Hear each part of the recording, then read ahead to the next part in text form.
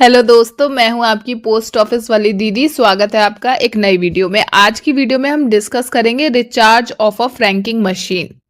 For the first recharge of a franking machine the minimum amount is 2000 rupees, then the recharge must be done in multiples of 100। यानी कि franking machine का जो पहला recharge होता है ना, first recharge, वो कम से कम कितने का होना चाहिए? 2000 रुपए तक का होना चाहिए। और उसके बाद के जो रिचार्ज है वो हमेशा 100 के मल्टीपल्स में होने चाहिए। अब सेम चीज डायग्राम में देख के याद करिए कि फर्स्ट रिचार्ज जो होता है फ्रैंकिंग मशीन का वो मिनिमम 2000 रुपए का होता है। जो सेकंड रिचार्ज होता है फ्रैंकिंग मशीन का वो मिनिमम 1000 रुपए का होता है। और उसके आगे के जो भी रिचार्ज हैं वो आप कर सकते हो इन मल्टीपल्स ऑफ 100। यानी कि मान लीजिए 1000 का कराया, ठीक है, या फिर 1000, 1200, 1500, ऐसे करना कि वो मल्टीपल्स हो 100 के, ठीक है। अब बात करते हैं नेक्स्ट पॉइंट की। For next recharge of a franking machine the minimum amount is 1000 rupees. Recharge must be done in multiples of 100. Franking machine का पहला रिचार्ज तो 2000 का होता है कम से कम, ठीक है। न्यूनतम राशि होती है 2000 रुपए। और जो फ्रैंकिंग मशीन का अगला रिचार्ज होता है वो मिनिमम 1000 रुपए का होता है। और उसके बाद के जो रिचार्ज हैं वो आपको कराने हैं इन मल्टीपल्स ऑफ 100। यानी कि 100 के मल्टीपल्स, मतलब किसी भी संख्या का 100 में मल्टीप्लाई करो, इस तरीके का अमाउंट वो होना चाहिए, ठीक है। नेक्स्ट पॉइंट है the franking machine should be recharged when the balance falls below 100 rupees. This ensure that there is no interruption in mailing work. इस पॉइंट का मतलब है कि जब फ्रैंकिंग मशीन का बैलेंस 100 रुपए से कम हो जाए तो उसे तुरंत रिचार्ज कर देना चाहिए, ताकि काम में कोई भी रुकावट ना आए। जो भी मेलिंग का वर्क है वो प्रॉपरली बिना किसी रुकावट के चलता रहे, ठीक है। There is no maximum limit for recharging a franking machine. You can recharge any amount as long as it follows the rules like multiples of 100। कोई भी फ्रैंकिंग मशीन में रिचार्ज की कोई अधिकतम सीमा नहीं है कि मैक्सिमम आप कितने रुपए डाल सकते हो, लेकिन बस आपको रूल्स फॉलो करने हैं जो रिचार्ज के हैं कि हमेशा मल्टीपल्स ऑफ 100 में ही अमाउंट डालेंगे, ठीक है। आप 5000 डालो, 10,000 डालो, 1000 डालो, कुछ भी डालो, 1200 डालो, 1500 डालो, 1300, 1400, 1700, 1800, हमेशा क्या याद रखना है कि मल्टीपल्स ऑफ 100 में अमाउंट डालेंगे, ठीक है। नेक्स्ट पॉइंट है the amount for recharging, that is uploading credit in a franking machine can be deposited in two ways. Franking machine में जो रिचार्ज डालना होता है ना, उसे डालने के लिए पैसे जमा करने के दो तरीके होते हैं। At any branch of state bank of India through net banking, यानी कि स्टेट बैंक ऑफ इंडिया यानी कि जो एसबीआई बैंक है ना, उसकी किसी भी शाखा में नेट बैंकिंग से आप डाल सकते हैं पैसे, या फिर at any post office with an e payment facilities. किसी भी ई पेमेंट फैसिलिटी सुविधा वाले पोस्ट ऑफिस में भी आप पैसे डाल सकते हैं। कैश में दे सकते हैं या फिर चेक के थ्रू भी दे सकते हैं, डिमांड ड्राफ्ट के थ्रू भी पैसे दे सकते हैं, ठीक है। After payment, the credit information is sent daily to the central server of the Department of Post. भुगतान के बाद क्रेडिट की जो जानकारी है रोजाना डिपार्टमेंट ऑफ पोस्ट के सेंट्रल सर्वर पर भेज दी जाती है, और क्रेडिट जो भी है आपने मशीन में बैलेंस डलवाया है वो अपडेट हो जाता है, ठीक है। अब सेम पॉइंट को डायग्राम में देखेंगे कि अगर फ्रैंकिंग मशीन में पैसे डिपॉजिट करवाने हैं तो उसके दो तरीके हैं। या तो किसी भी एसबीआई बैंक की ब्रांच में जाके नेट बैंकिंग करवा दो, या फिर पोस्ट ऑफिस हो जहां पे ई बैंकिंग की फैसिलिटीज हो वहां जाके पैसे जमा कर दो। और भुगतान के बाद क्या होगा, जितने भी आपने अमाउंट डाला है उसकी जानकारी डिपार्टमेंट ऑफ पोस्ट के सेंट्रल सर्वर पर भेज दी जाएगी, और जो भी क्रेडिट है अमाउंट वो अपडेट हो जाएगा, क्योंकि डेली अपडेट होता है, ठीक है। नेक्स्ट बात करते हैं रीबेट की, यानी कि छूट की। कभी क्या होता है, मान लो आप मॉल में जाते हो, 2000 की शॉपिंग करते हो तो आपको थोड़ी छूट दे देते हैं कि अरे 2000 की शॉपिंग करने पे 100 रुपए की छूट, 200 रुपए की छूट, 3% छूट, 5% छूट। थोड़ी सी छूट जो दी जाती है ज्यादा अधिक भुगतान करने पे, उसी को रीबेट कहते हैं, ठीक है। Rebate of 3% is given on the franked value postage used when the machine is reset, recharged, credit uploaded. Condition: this rebate is allowed only if the minimum usage consumption is rupees 5000. इस point में ये कहा गया है कि जब franking machine को reset करते हैं या रिचार्ज करते हैं तो उसमें क्रेडिट अपलोड किया जाता है, ठीक है। तो जो फ्रैंक्ड वैल्यू है, उपयोग की गई राशि, उस पर 3% की छूट मिलती है, पर शर्त ये है कि ये रिबेट तब मिलेगा 3% की छूट जब कम से कम 5,000 रुपए का उपयोग किया गया है। जो भी पोस्टेज है लगभग 5,000 रुपए का उससे स्टैंपिंग करी गई होगी, तब आपको क्या होगा, रिचार्ज पे, अगले रिचार्ज पे 3% की छूट मिलेगी, ठीक है। तो कंडीशन क्या है कि आप 5,000 रुपए तक का पोस्टेज यूज करोगे तब 3% की छूट मिलेगी। तो आप निकाल सकते हो 3% कितना होता है 5,000 रुपए का, 150 रुपए की छूट मिलेगी, ठीक है।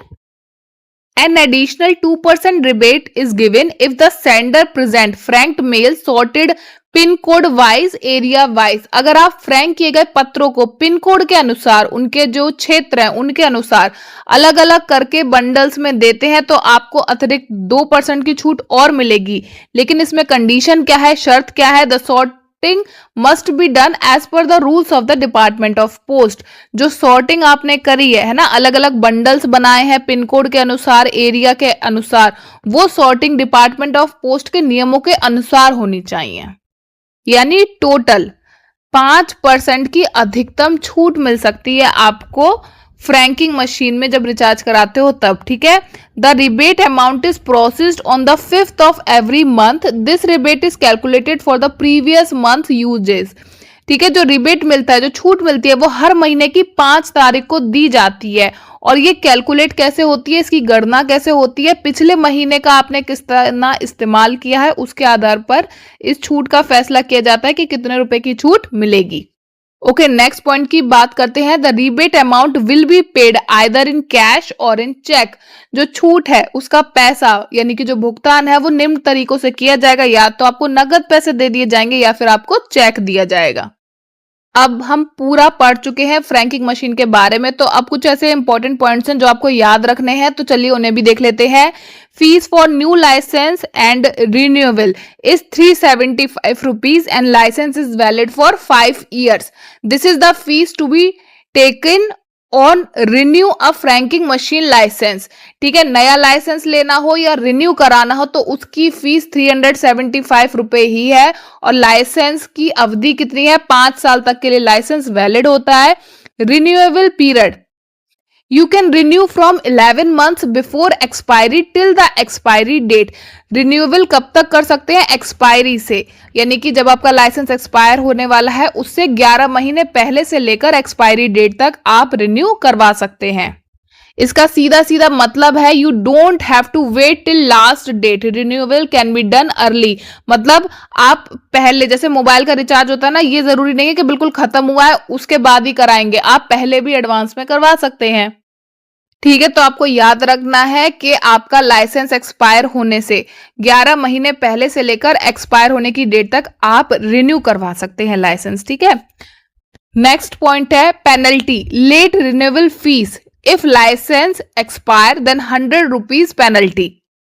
इसका मतलब है कि मान लीजिए जो आपका लाइसेंस है वो एक्सपायर हो गया है, उसके बाद आप रिन्यू कराने जाते हो तो 100 रुपए की पेनल्टी लगेगी। पहले क्या हो रहा था, लाइसेंस लेने की भी फीस 375 थी और रिन्यू कराने की भी 375 रुपीज थी, लेकिन अब क्या हुआ, लाइसेंस एक्सपायर हो गया, उसके बाद जब आप रिन्यू करवाने गए तो 100 रुपए पेनल्टी की लगी और आपको टोटल कितने रुपए देने पड़े, 475, ठीक है।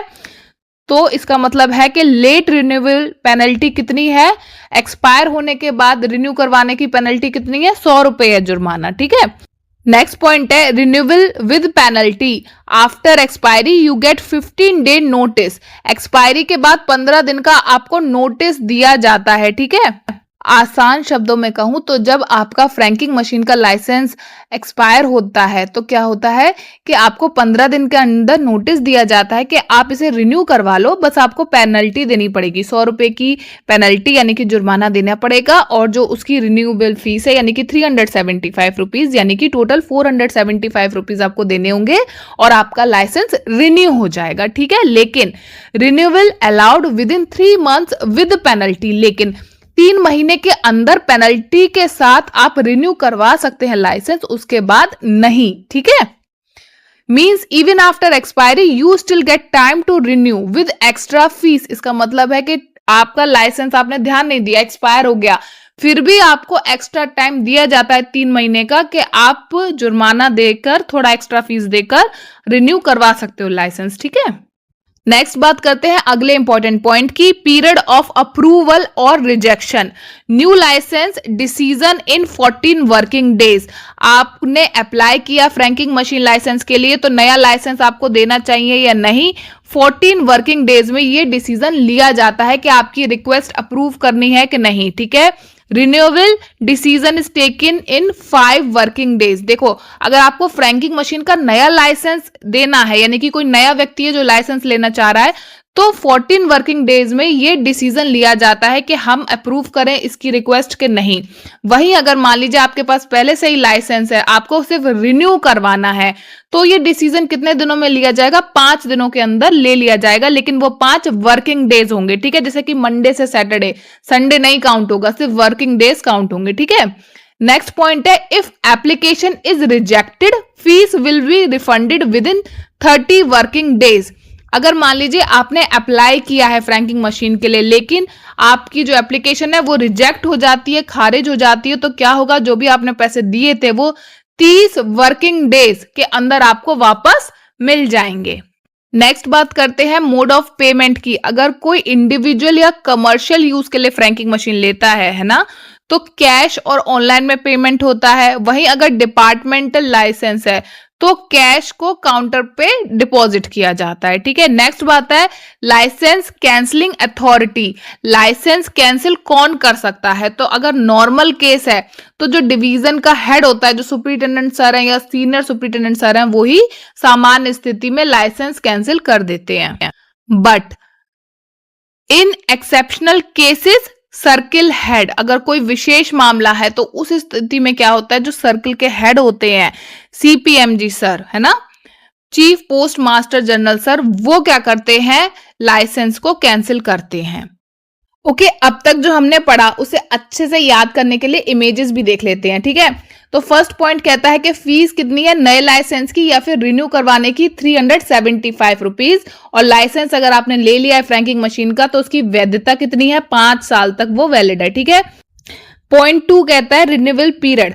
आपका लाइसेंस खत्म होने से 11 महीने पहले, ठीक है, मतलब आपकी जो एक्सपायरी डेट है उसके 11 महीने पहले से आप रिन्यू करवा सकते हो लाइसेंस, ठीक है। 11 months before expiry till the expiry date. Expiry से 11 महीने पहले से लेकर एक्सपायरी डेट आने तक आप उसे रिन्यू करवा सकते हो। थर्ड पॉइंट कहता है पेनल्टी के बारे में।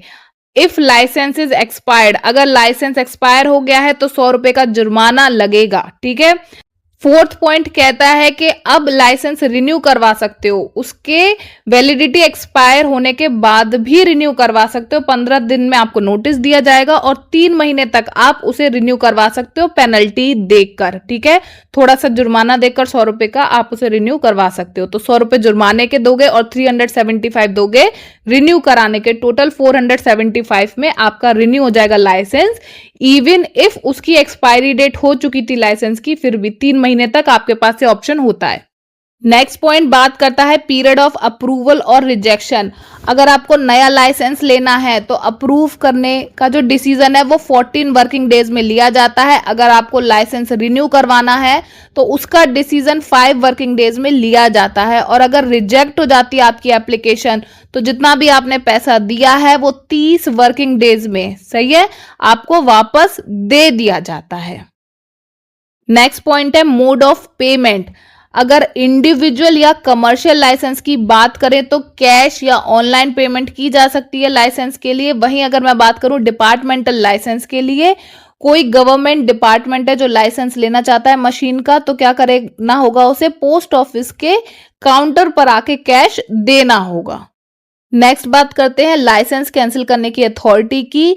तो सामान्य मामलों में डिवीजन हेड के पास होती है, लेकिन विशेष मामलों में सर्कल हेड के पास होती है। इस वीडियो में इतना ही। अंत तक पढ़ने के लिए, अंत तक साथ रहने के लिए आपका बहुत बहुत शुक्रिया।